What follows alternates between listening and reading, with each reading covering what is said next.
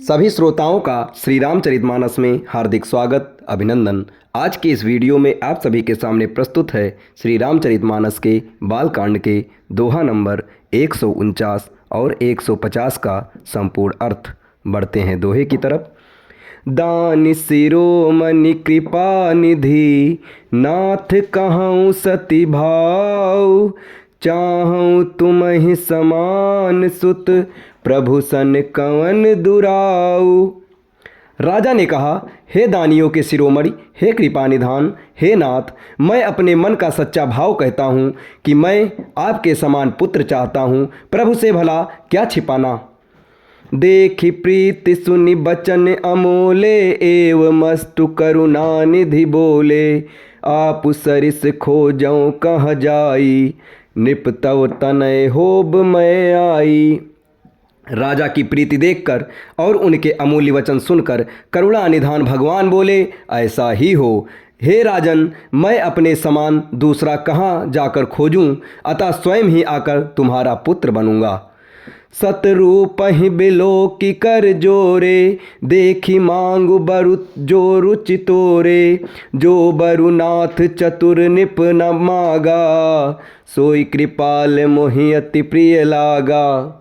सत्य रूपा जी को हाथ जोड़े देखकर भगवान ने कहा, हे देवी, तुम्हारी जो इच्छा हो सो वर मांग लो। सतरूपा ने कहा, हे नाथ, चतुर राजा ने जो वर मांगा, हे कृपाल, वह मुझे बहुत ही प्रिय लगा। प्रभु परंतु सुटि होति ढिठाई, जदपि भगत हित तुम्हि सोहाई, तुम ब्रह्मादिक जनक जग स्वामी, ब्रह्म सकल उर अंतर जामी। परंतु हे प्रभु, बहुत ढिठाई हो रही है। यद्यपि ये भक्तों का हित करने वाले, वह ढिठाई भी आपको अच्छी ही लगती है। आप ब्रह्मा आदि के भी पिता, उन्नत करने वाले, जगत के स्वामी और सबके हृदय के भीतर की जानने वाले ब्रह्म हैं। अस समुझत मन संशय होई, कहा जो प्रभु प्रवान पुनि सोई, जे निज भगत नाथ तव अहहीं, जो सुख पावहीं जो गति लहहीं। ऐसा समझने पर मन में संदेह होता है, फिर भी प्रभु ने जो कहा वही प्रमाण सत्य है।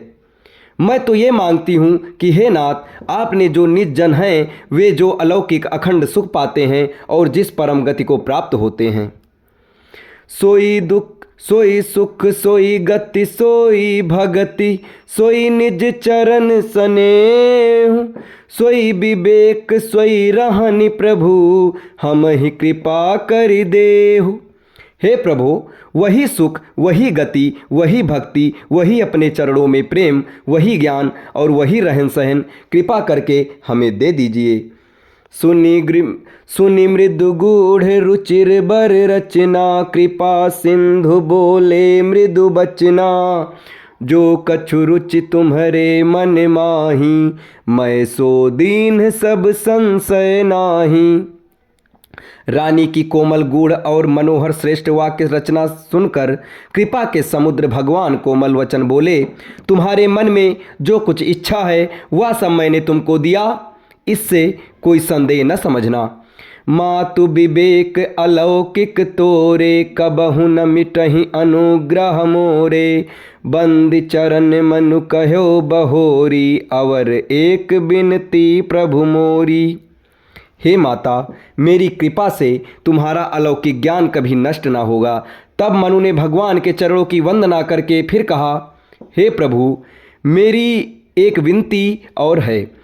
सुत बसैक तव पद रति हो, मोहि बड़ मूढ़ कहे किन को, मन बिनु फन जिमि जल बिनु मीना, मन बिनु फन जिमि जल बिनु मीना, मम जीवन तिम तुम्हि अधीना।